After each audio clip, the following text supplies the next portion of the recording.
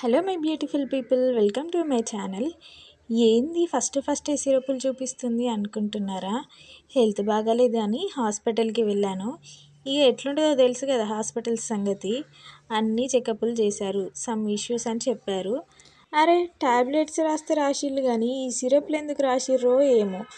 మళ్ళా ఒక్కటి కాదు, రెండు కాదు, 3 సిరపులు రాసిర్రు. నీ అవ్వ ఏందిరా బాబు ఈ జీవితం అనిపిస్తుంది. అదేందో కానీ ఎన్ని ట్యాబ్లెట్లు వేసుకోమన్నా వేసుకుంటా, ఎన్ని ఇంజక్షన్లు అయినా వేసుకుంటా, కానీ ఈ సిరపులు తాగమంటేనే తల పానం తోకకొత్తది నాకైతే. ఇక అప్పుడప్పుడు అనిపిస్తుంది పెళ్ళికి ముందే ఇన్ని తిప్పలు ఉంటే పెళ్ళి తర్వాత ఇంకెట్లుంటుందా అని. ఈ సిరపులు మళ్ళీ ఒక్క మూత కాదు, రెండు మూతలు తాగాలట. వామ్మో ఇదేంద్రా బాబు ఈ గోస అనిపిస్తుంది. అబ్బో ఫస్ట్ తాగిన సిరప్ అయితే ఇక చెప్పవశం లేదు, దాన్ని వర్ణించలేను, అంత దరిద్రంగా ఉంటుంది అన్నమాట. నిజంగా అసలు చిన్నపిల్లలు ఎట్లా తాగుతారో ఏమో అనిపిస్తుంది నాకైతే.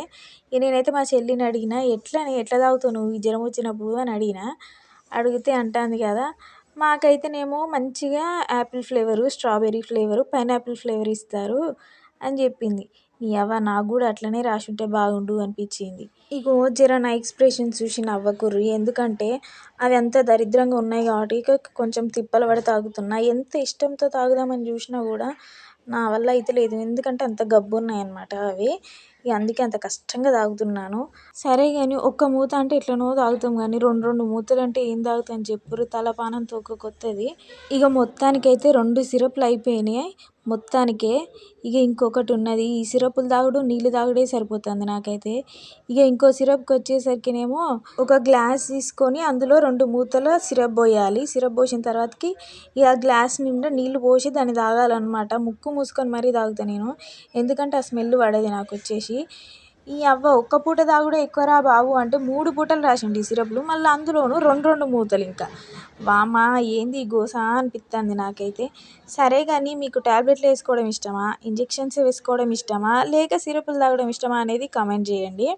మీరు అనుకుంటారేమో మాకెందుకమ్మా ఇవన్నీ అనేసి, కాకపోతే జీవితంలో ఒక్కసారైనా అనుభవిస్తాం కదా దీన్ని. సో అందుకోసమే అడుగుతున్నా మీకు ఏది ఇష్టమో అనేది. సో మీరు కూడా నాతో షేర్ చేసుకుంటే నేను కూడా అన్నీ షేర్ చేసుకుంటాను కదా, అందుకోసమే చెప్తున్నాను అనమాట. అరే నా వీడియోస్ చూస్తున్నారు కానీ ఎవరు లైక్ చేస్తలేరు, సబ్స్క్రైబ్ చేస్తలేరు. అండ్ నా ఛానల్ని ఫస్ట్ టైం చూస్తున్నట్టయితే ప్లీజ్ లైక్ చేయండి, మీ ఫ్రెండ్స్ అండ్ ఫ్యామిలీకి షేర్ చేసి సబ్స్క్రైబ్ చేయండి. Thank you for watching. Bye.